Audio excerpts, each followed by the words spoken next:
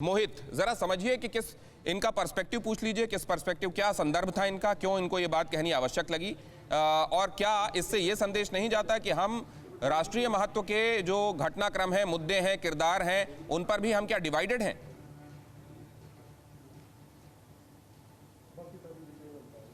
देखिए दिनेश, इस वक्त मैं अनिल विज साहब के साथ मौजूद हूं और हालांकि काफ़ी व्यस्त उनका शेड्यूल है, तबीयत भी थोड़ी ठीक नहीं है, लेकिन वो फिर भी हमसे बात करेंगे। विज साहब, आपने किस परिप्रेक्ष्य में ये बात कही है? आपकी बात का पर्सपेक्टिव क्या निकाला जाए? क्या आप कहना चाह रहे थे जो सुबह आपने ट्वीट किया, जिसके ऊपर पूरे देश में चर्चा शुरू हो गई है? नहीं, बिल्कुल स्पष्ट बात है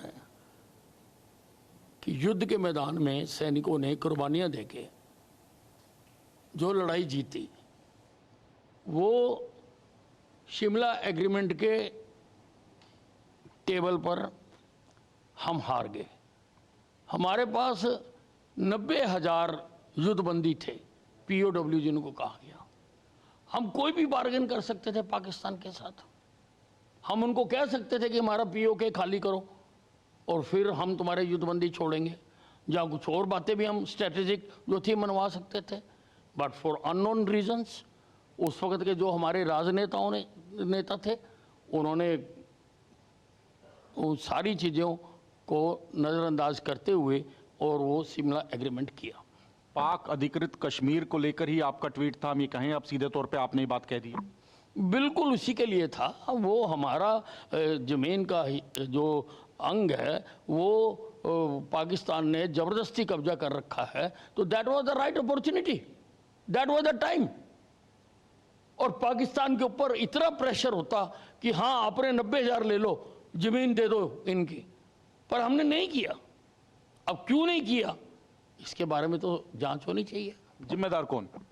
जिम्मेदार तो जो उस वक्त के नेता थे, जो उस वक्त उस शिमला एग्रीमेंट में राउंड टेबल मल्होत्रा, अनिल विज साहब को अगर मेरी बात आप रख पाए, उनसे दो चीजें और प्लीज पूछ लीजिए। हालांकि व्यवधान हो रहा है, एक चीज और पूछ लीजिए कि क्या अब हो सकता है कि नहीं हो सकता कि उस समय मौका गंवा दिया, अब मौका नहीं है? एक तो ये पूछ लीजिए, और दूसरे ये पूछ लीजिए, आलोक जी ने अभी एक बात कही, हमारे साथ मौजूद है, कि उस समय की सरकार का फैसला नहीं था ये जी, उस समय की संसद का फैसला था ये, जो फैसला लिया गया था। तो क्या देश एक होकर संसद में जो फैसला लेता है वो फैसले भी अमान्य होंगे क्या? जी बिल्कुल, ये दोनों सवाल ले लेते हैं। विज साहब, स्टूडियो से सवाल है कि जो उस वक्त नहीं हुआ, क्या इस वक्त हो सकता है? ऐसा संभव है? अब देखिए, अगर अब नरेंद्र मोदी की सरकार है, अगर ऐसा कोई भी मौका आएगा तो नरेंद्र मोदी छोड़ने वाला नहीं है किसी भी हालत में। अच्छा, और दूसरा सवाल यह है कि जो उस वक्त हुआ वो संसद की रजामंदी से हुआ था। सिर्फ ये कहना कि सत्ता में जो लोग बैठे थे या शिमला एग्रीमेंट में जो लोग बैठे थे उन्होंने ये सब कुछ किया, वो कहना गलत होगा। संसद में अगर कुछ प्रस्ताव आया और सर्वमान्य होकर उसको आगे बढ़ाया गया, तो उसके ऊपर आप उसको अब अमान्य करार दे रहे हैं? नहीं, तो फिर जिन्होंने प्रस्ताव रखा उन्होंने, वो भी दोषी हैं। उन्होंने क्यों नहीं ये प्रस्ताव रखा कि हम उनके सामने ये प्रपोजल रखेंगे कि आप हमारा पीओके दे दो, हम आपके पीओडब्ल्यू दे देंगे? क्यों नहीं रखा ये? तो आप पूरी संसद को जिम्मेदार कह रहे हैं? मैं संसद को नहीं कह रहा हूं, मैं जो लोग ये खेल खेल रहे थे उनको कह रहा हूं। किस तरह का खेल आप मानते हैं? इसमें क्या खेल था जो आप कह रहे हैं? ये खेल ही है देश के साथ। इससे ज्यादा बड़ी ज्यादती हो क्या सकती है कि आपको एक मौका मिला और आपने खो दिया? तो मौका मिला, खो दिया। दिनेश, आप कोई और एक बात और अगर आप अनिल विज साहब से पूछ लें जी, एक बात मैं आपसे और चाहता हूं कि आप प्लीज पूछें, 50 साल बाद ये बात जुबान पर क्यों आ रही है?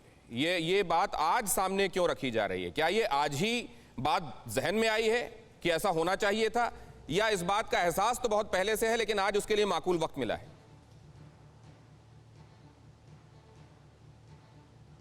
वे साहब, एक सवाल है स्टूडियो से कि ये बात 50 साल बाद ही क्यों आपके जहन में आई? इससे पहले कभी आपने बात नहीं उठाई, और आज क्या आपको मौका लगा कि सही मौका है इस मुद्दे को उठाने?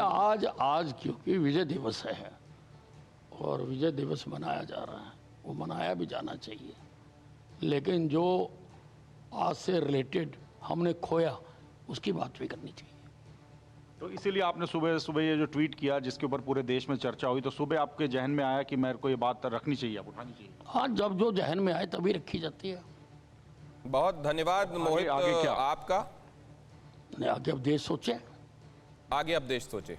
और अगर सोचना ये मौका चाहिए देश मिलेगा को कि जो लोग आज भी हमें पाठ पढ़ाते हैं उन्होंने जो पीछे क्या क्या किया देश के साथ, और अगर मौका मिलेगा तो अगर मौका मिलेगा तो मैंने कहा कि अब नरेंद्र मोदी है प्रधानमंत्री, अब कोई भी मौका छोड़ा नहीं जाएगा।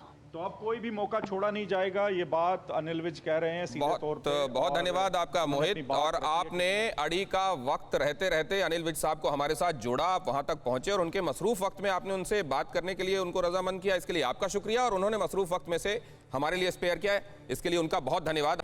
परवाह देश की, सोमवार से शुक्रवार रात 10 बजे TV9 भारतवर्ष पर।